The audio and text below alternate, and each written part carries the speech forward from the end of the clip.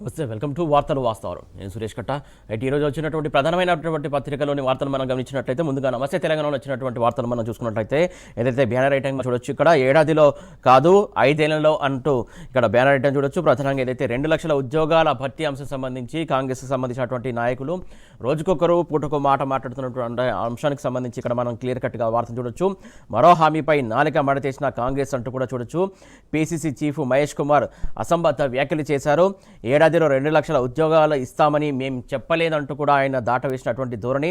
5 ఏళ్ల పదవీ కాలంలో ఇస్తామని చెప్పామంటూ కూడా మరొకసారి నిరుద్యోగులను మోసం చేసే అంశం సంబంధించి వ్యాఖ్యలు చేశారు.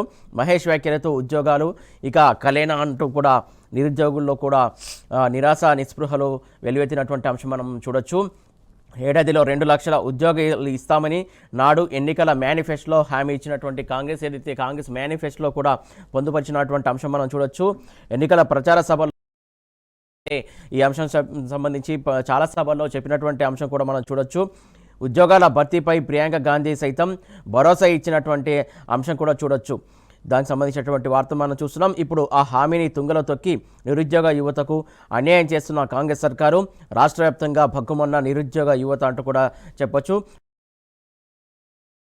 ఏ సంవత్సరంలో ఎవరెవరు ఎక్కడ ఏం హామీ ఇచ్చారనేది కూడా చూసే ప్రయత్నం మనం చేద్దాం. 2023 మే 8న ప్రియాంక గాంధీ ఏమని హామీ ఇచ్చారో చూద్దాం. రాష్ట్రంలో కాంగ్రెస్ ప్రభుత్వం రాగానే నిరుద్యోగ యువతకు ఏడాదిలో 2 లక్షల ఉద్యోగాలు భర్తీ చేస్తాం, హామీ దించేయండి అంటూ కూడా ప్రియాంక గాంధీ చెప్పినటువంటి సందర్భం సంబంధించి ఇక్కడ మనం క్లియర్ కట్గా ఈ వార్తను చూడొచ్చు. ప్రధానంగా అలాగే ఏదైతే పీసీసీ అధ్యక్షుడి హోదాలో కూడా రేవంత్ రెడ్డి 2024 కాంగ్రెస్ ప్రభుత్వాన్ని ఏర్పాటు చేస్తుంది. ఆ తర్వాత మొదటి ఏడాదిలోనే 2 లక్షల ఉద్యోగాలు భర్తీ చేస్తుంది.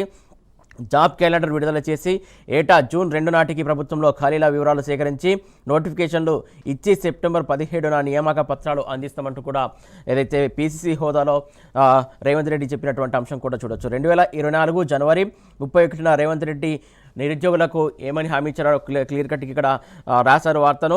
నిరుద్యోగ యువతకు నేను భరోసా ఇస్తున్నా, సంవత్సరం తిరిగేలోపు 2 లక్షల ఉద్యోగాల హామీని నెరవేర్చే బాధ్యత మాది అంటూ కూడా ఆయన చెప్పినటువంటి అంశం.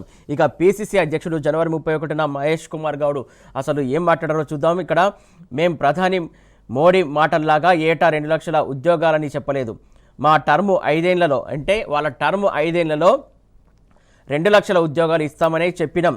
మళ్ళీ ఎన్నికైతే మళ్ళీ 2 లక్షల ఉద్యోగాలు ఇస్తాం. ఇది నిరంతర ప్రక్రియ అంటూ కూడా మహేష్ కుమార్ గౌడ్ చెప్పుకొచ్చినటువంటి అంశం సంబంధించి క్లియర్గా చూడొచ్చు మన వార్తను. రైట్, ఇక రేపే నిరుద్యోగ కవాతు అంటూ కూడా ఇందిర పార్కులో మహాధర్నాకు సంబంధించి ఇక్కడ మరొక వార్త చూడొచ్చు మనం. జాబ్ క్యాలెండర్ ప్రకటించాలి అంటూ విద్యార్థి లోకం నిరుద్యోగ లోకం కూడా నిరుద్యోగులు కూడా డిమాండ్ చేస్తున్నటువంటి అంశం. 2 లక్షల ఉద్యోగాలు భర్తీ చేయాలి, యువతకు నిరుద్యోగ భృతి కూడా ఇవ్వాలి. ఏదైతే నిరుద్యోగ భృతి హామీ కూడా సంబంధించి ఇక్కడ నిరుద్యోగులు ప్రస్తావిస్తున్నారు, ఆ హామీ కూడా నెరవేర్చాలని చెప్పేసి కూడా వారు డిమాండ్ చేస్తున్నారు. సర్కారుకు నిరుద్యోగ జేఏసీ డిమాండ్ చేస్తున్నటువంటి అంశం నిరుద్యోగుల హామీల అమలుపై కాంగ్రెస్ ప్రభుత్వ పెద్దల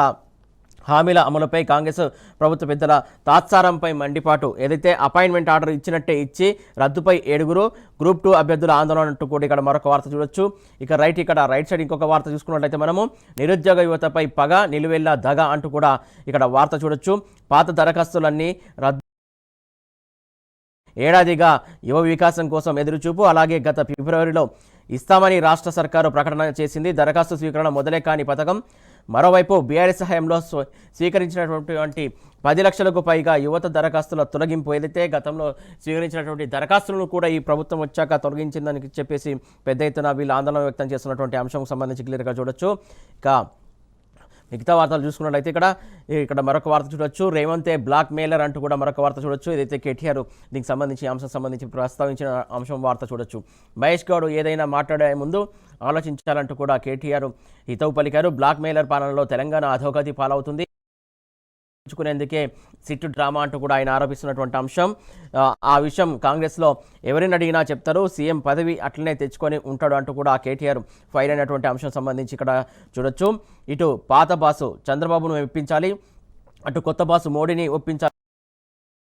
నడుస్తుందంటూ కూడా కేటీఆర్ ఆరోపించారు. అందుకే కేంద్ర ప్రభుత్వం బడ్జెట్లో తెలంగాణకు రూపాయి కూడా ఇవ్వదని తెలిసినందునే కేంద్ర బడ్జెట్ ఉన్న రోజే కేసీఆర్ను సిట్ విచారణకు పేరుతో ఇబ్బందులు పెట్టే ప్రయత్నం చేసినట్టు కూడా కేటీఆర్ ఆరోపించినటువంటి అంశం మనం క్లియర్ కట్గా ఇక్కడ వార్త చూడొచ్చు. ఇక్కడ మరొక వార్త చూసుకున్నట్లయితే విద్వేషం వద్దన్న వేదికపైనే విషం చిమ్మినటువంటి రేవంత్ సీఎం అంటూ కూడా మరొక వార్త క్లియర్ కట్గా చూడొచ్చు. రావి నారాయణ రెడ్డి అవార్డు సభలో నోరు చూడొచ్చు మనం. విద్వేష ప్రసంగాలు మంచివి కావని సూచించిన జస్టిస్ సుదర్శన్ రెడ్డి, అలాగే అదే వేదిక నుంచి కేసీఆర్పై రేవంత్ రెడ్డి విద్వేష ప్రసంగం మరొక్కసారి కూడా చేసినటువంటి అంశం. అసలు ఏ మీటింగ్లో ఏం మాట్లాడాలో తెలియనటువంటి పరిస్థితి కనబడుతుంది. ఏ మీటింగ్ వెళ్తున్నాం, అక్కడ ఏ అంశానికి సంబంధించి ప్రస్తావించాలనేది కూడా అర్థం కాని పరిస్థితి.